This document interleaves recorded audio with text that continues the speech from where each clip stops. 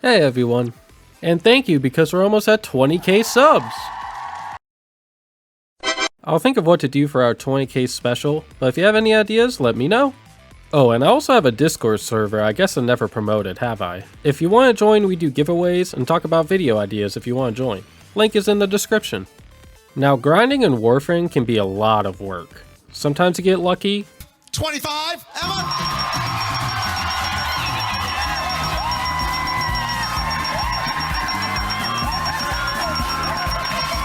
Other times you feel like God himself is looking down, making sure you don't get that one last part for what you need. As someone who has grinded for every single frame and weapon in the game, I figured why not give a top 10 of the worst Warframe grinds.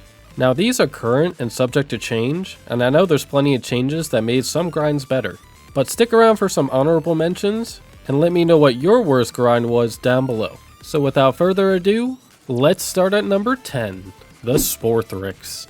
To get your hands on this, you'll have to go over to the Deimos vaults. The percent drop chance differs per part, at around 6 to 7%, which doesn't sound too bad. But each part is also on a timer for the bounties. You can only get one part per rotation, so every 2.5 hours you have a chance for another part.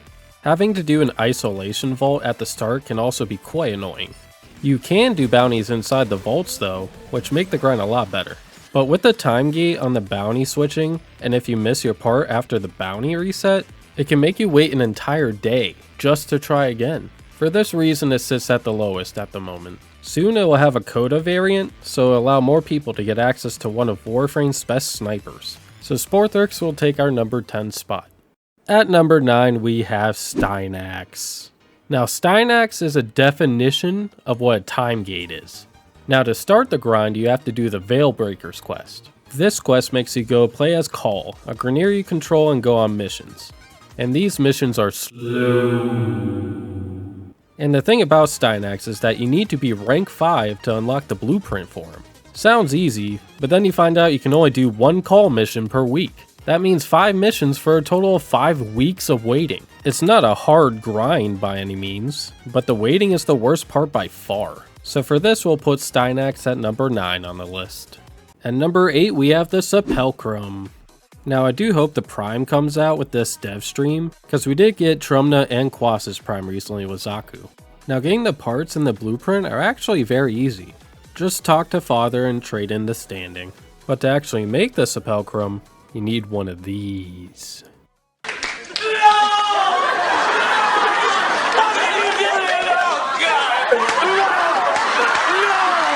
Share glass shards cost 20 grandmother tokens.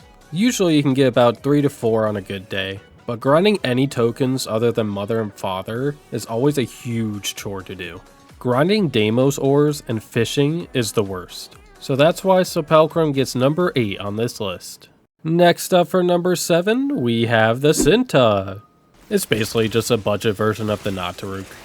Now to get it, you have to go running around Deviri for about an hour until you find one of these owl statues. These statues can take a lot of time just to find, let alone solve. And even then, if you solve the puzzle, you can still end up getting nothing out of it.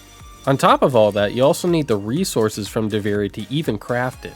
I would also mention Kalervo here, but I think he's more straightforward to get rather than the Cinta. But both could go here, I just didn't want to clog up the list. So for this we'll put Cinta at number 7. Next up at number 6, we have the Hespar. Now the Hespar you can get from doing the different modes in the Zeraman. The blueprint is easy to get from the bounties, and people do Cascade for Void Relics, so you already have 2 of the 3 you need. But the last part is the Blade. The Blade you can get from Seed Drop rotation over at Void Armageddon. Some of you might have forgotten what Void Armageddon even is, and I don't blame you. It's a defense mission going back and forth until you defend 3 objectives and then kill the Void Angel. Once you kill the Void Angel, that will count as 1 rotation. 1 rotation can take around 6 to 8 minutes, and you need C rotation for the blade to actually drop. That's around 20 to 25 minutes just for a drop chance. And the blade only has a 10% drop chance, so you can easily spend hours or even days just grinding this thing. For how terrible this game mode is, I think it's deserved for the number 6 spot on this list. At number 5, we have the Wolf Sledge. Baby, I'm Now, some of you may look and see that it's actually tradable, and it's pretty cheap compared to other weapons. But the actual grind for this thing is horrendous. First, you actually have to have it available in the Nightwave rotation. This means you have to wait about 2 to 3 weeks until you see a Wolf of Saturn 6 beacon in the shop. This thing costs 50 Nightwave credits each. 50 is already a lot for a beacon, and considering all the available stuff from Nightwave, it can be a tough choice to just try and gamble for the part you need. And to craft the weapon you need 4 parts, which means at minimum you're going to be spending at least 200 Nightwave credits if you're lucky. This is one of those weapons where it's just better to buy the parts than to actually grind for it. So we will put Wolf Sledge at number 5. At number 4, we have the Brack. The Brack was actually my last weapon I needed for my account, with over 2,500 hours of gameplay, by the way. I did so many invasions for stuff like mutagen masses that even being marked by the Goose Drag 3, it still takes forever for them to actually hunt you. The better way is to actually buy the beacons from Barrow, which you need to get lucky that he even sells them. It could be a month out until he sells them again, and you better have enough Ducats for him. You can get Necros to help with the drop rates, but just getting them to spawn naturally without a beacon can just take forever. The parts are also not tradable at all, and you can't buy the weapon from the in-game market either. That means you have to kill them for the weapon. Thank God that there's a Kuva variant. For that, we'll give Brack our number 4 spot. If you've seen a theme with the last 2 weapons, then number 3 should not be much of a shocker. The Detron. The Detron is from Zanuka, which is like the Brack, but instead of helping the Corpus in invasions, you help the Grineer. Once you're marked for death, that means Zanuka has a 0.5% chance of spawning in any mission. You will need 3 parts to craft the Detron. Yes, that means 3 times he has to spawn, and pray you don't get a duplicate. Same as the Brack as well, it's untradeable, and can't be bought from the market. You will want to get the Zanuka beacons from Barrow, just the same. So Detron will get the number 3 spot.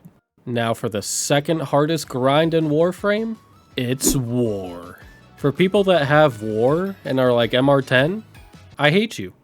Out of the 2,500 hours of me playing, I have still yet to get a War drop from Stalker. Having a 5% drop rate doesn't sound too bad, but I have killed over hundreds of Stalkers during my playtime, and I have not gotten it once. But hey, I got a bunch of dreads.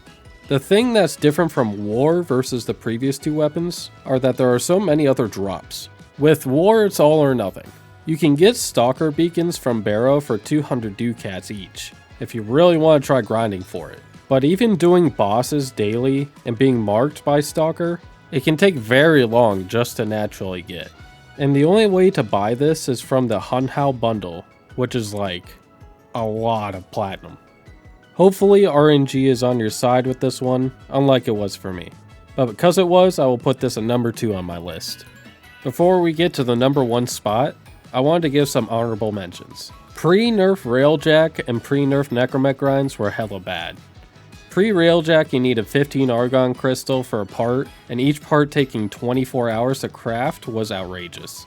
And Necromechs having to get the actual parts from the mechs and Deimos vaults was also super bad. Also, liches can be really time consuming if you're going for all the weapons. And don't even get me started on the Requiem relics that you're going to need to grind. Oh yeah, and fucking Carnage. Now, for the last weapon. The Breton Vandal! For those who know, I'm sorry. For the ones that don't, let me tell you why this is the worst in the game.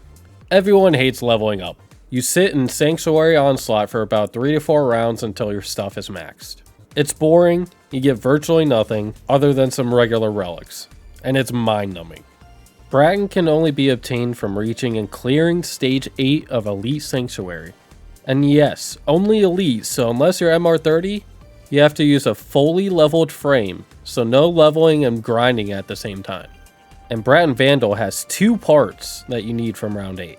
Lotto Vandal is hard, but only needs 1 part, not like the Breton does. Going all the way to round 8 takes around 20 to 30 minutes just for a shot at this thing. And if you don't get the drop, you get something completely useless instead. The blueprint and the stock are both C rotation and only have a 2% drop chance for each. My advice is that if you're leveling weapons, and you're at stage 4 or higher, tough it out for the last couple just for a try. But hey, that's all I got for you guys today for the top 10 worst Warframe grinds. Again, if you have any other worst grinds or grinds that you experienced that you hated, let me know in the comments. Thanks for watching everyone, and we hope to see you guys in the next video.